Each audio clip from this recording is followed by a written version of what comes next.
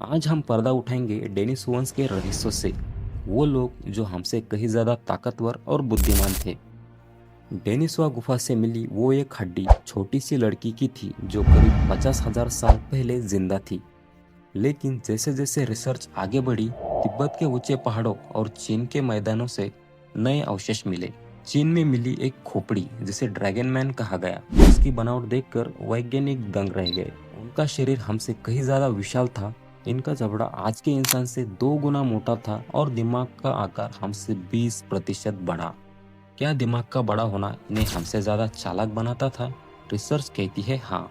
इनके डीएनए में मौजूद न्यूरल पाथवेज बताते हैं कि इनकी याददाश्त और जटिल चीजों को समझने की क्षमता हमसे कहीं बेहतर थी। आज जब कोई आम इंसान 10,000 फीट की ऊंचाई पर जाता है तो उसे सांस लेने में दिक्कत होती है, लेकिन तिब्बती लोग 14,000 फीट पर भी दौड़ सकते हैं। इसका राज छुपा है डेनिसोवस के उस EPAS1 जीन में जो उन्होंने हमें विरासत में दिया। सिर्फ ऊंचाई ही नहीं, डेनिसोवस का इम्यून सिस्टम भी एक अभेद्य ढाल की तरह था। प्राचीन दौर की बड़ी बड़ी महामारियों के बीच भी वो सुरक्षित थे। यहाँ तक कि उनकी उम्र बढ़ने की प्रक्रिया भी हमसे धीमी थी। वो लंबे समय तक जवान और दिमागी तौर पर चुस्त रहते थे। क्या ये वाकई प्रकृति की सबसे अपग्रेडेड मानव प्रजाति थे? इस कहानी का सबसे चौंकाने वाला हिस्सा है उनका हुनर।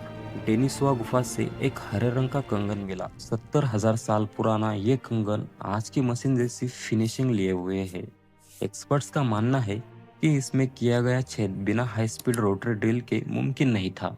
जिस तकनीक को हमने कुछ सदियों पहले खोजा, वे हजारों साल पहले इस्तेमाल कर रहे थे। साइबेरिया और मंगोलिया के जंगलों में आज भी ऐसे मेगालिथिक पत्थर मौजूद है जिन्हें उठाना आज के आधुनिक क्रेन के बस में भी नहीं है। क्या ये पत्थर डेनिसोवस की इंजीनियरिंग का नमूना थे? ये साइट्स तारों और सूरज की स्थिति में सटीक मेल खाती है। आखिर इनके पास खगोलीय ज्ञान कहाँ से आया? अगर वे इतने ही ताकतवर थे तो आज कहाँ गए? इतिहास गवाह है, जब दो प्रजातियां एक जगह रहती है तो संघर्ष होता है। शायद हमारे पूर्वज यानी होमोसेपियंस तादाद में ज्यादा और हिंसक थे। जेनेटिक्स बताते हैं कि हमने उनसे संबंध बनाए, शादियां की, लेकिन धीरे धीरे उनका वजूद मिटता गया। करीब 12,800 साल पहले जमीन पर आसमान से आग बरसी, बड़े सैलाब आए। शायद इसी ग्रेट फ्लड में ये सुपर सिविलाइजेशन हमेशा के लिए मिट्टी के नीचे दफन हो गई। आज डेनिसोवस का नामो निशान मिट चुका है, लेकिन वो पूरी तरह खत्म नहीं हुए। वो हमारे खून में जिंदा है। तिब्बत के ऊंचे पहाड़ों से लेकर ऑस्ट्रेलिया के आदिवासियों तक उनका डीएनए आज भी धड़क रहा है। उनकी एक उंगली की हड्डी ने हमें याद दिलाया है कि हम धरती पर अकेले नहीं थे और शायद हमसे बेहतर भी कोई था। क्या पता आज भी कितने राज जमीन के नीचे दबे हैं, वो बाहर आने का इंतजार कर रहे हैं। अगली बार जब आप किसी विशाल पहाड़ या प्राचीन अवशेष को देखें तो सोचिएगा, क्या ये वाकई कुदरत का करिश्मा है या किसी भीली बिसरी महान सभ्यता की निशानी।